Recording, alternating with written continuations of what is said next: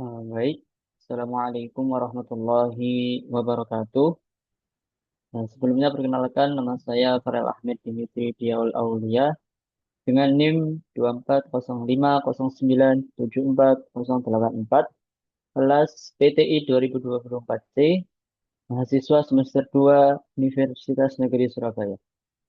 Di sini izinkan saya berbagi ilmu sekaligus sebagai tugas eh, ujian tengah semester mata kuliah perencanaan pembelajaran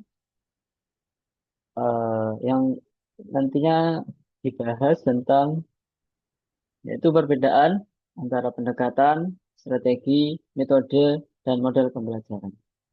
Oke, sebelum masuk ke poin utamanya, kita harus mengetahui hal yang urgent terlebih dahulu, yaitu kenapa sih penting tahu perbedaannya.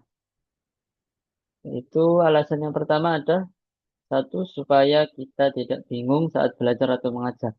Kadang kita dengar istilah-istilah seperti pendekatan, strategi, metode, tapi kita nggak tahu bedanya, padahal semuanya punya fungsi yang penting. Kalau kita sudah paham, kita bisa lebih percaya diri dan tidak salah kaprah nanti akhirnya.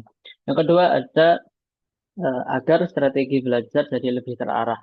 Nah, dengan tahu struktur pembelajaran dari pendekatan sampai model, kita bisa memilih cara belajar dan mengajar yang lebih cocok dan efektif sesuai tujuan yang kita inginkan nantinya. Yang terakhir ada cocok untuk calon guru, mahasiswa pendidikan, atau siapapun yang ingin mengajari orang lain. Kalau ingin menjadi guru atau sekedar hanya ingin mengajari orang lain, maka pengetahuan ini bisa jadi bekal penting agar pembelajaran tidak asal jalan. Jadi eh, tidak hanya asal jalan, tapi memiliki dasar yang kuat. Kurang lebih seperti itu. Oke, kemudian memasuki yang pertama yaitu pendekatan. Jadi pendekatan itu semacam cara pandang atau filosofi dalam mengajar. Jadi guru itu punya prinsip dasar terlebih dahulu sebelum masuk ke cara-cara lainnya. Pendekatan itu jadi pondasi utama dalam menyusun strategi dan metode mengajar yang sesuai. Dan sedikit tambahan juga, pendekatan ini bersifat menyeluruh dan biasanya mencerminkan keyakinan atau nilai yang dianut oleh guru dalam memfasilitasi belajar. Sebagai contohnya, pendekatan saintifik seperti belajar lewat mengamati, bertanya, mencoba, dan lain-lain.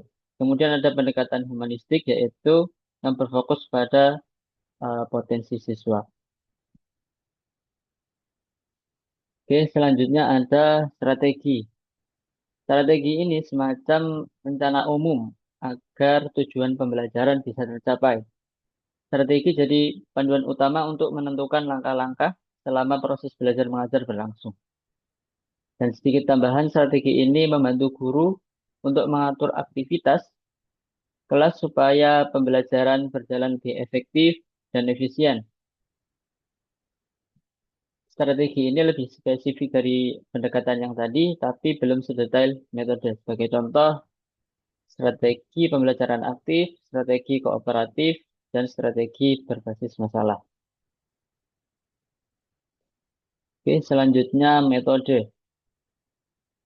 Metode metode pembelajaran adalah cara teknis yang digunakan oleh pendidik untuk menyampaikan materi kepada peserta didik.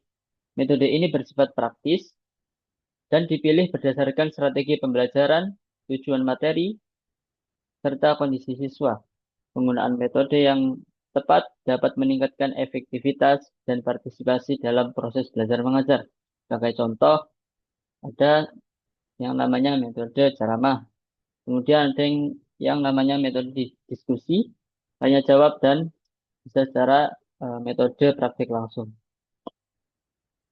Oke, yang terakhir ada model.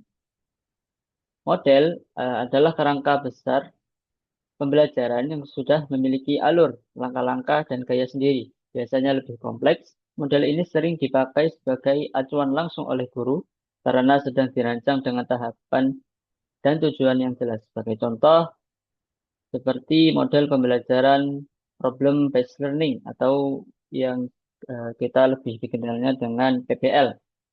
Kemudian ada discovery learning dan yang terakhir ada inquiry learning. Oke, selanjutnya ada rangkuman artikel tentang metode pembelajaran. Dalam artikel membahas penerapan metode pembelajaran berbasis proyek atau yang lebih sering disebut dengan PBL dalam pendidikan tinggi, khususnya untuk mahasiswa di bidang komputasi. Penelitian ini menunjukkan bahwa PBL dapat meningkatkan keterampilan pemecahan masalah, kolaborasi, dan pemikiran kritis siswa. Melalui proyek multidisiplin, mahasiswa didorong untuk mengintegrasikan pengetahuan dari berbagai bidang untuk menyelesaikan tugas-tugas kompleks. Hasilnya, siswa menjadi lebih terlibat dan termotivasi dalam proses pembelajaran. Dan kesimpulannya, metode project-based learning ini sangat efektif dalam memberdayakan mahasiswa, terutama dalam mengembangkan keterampilan yang relevan dengan kebutuhan industri dan dunia kerja saat ini. Oke, mungkin itu saja yang dapat saya sampaikan. Kurang lebihnya mohon maaf. Assalamualaikum warahmatullahi wabarakatuh.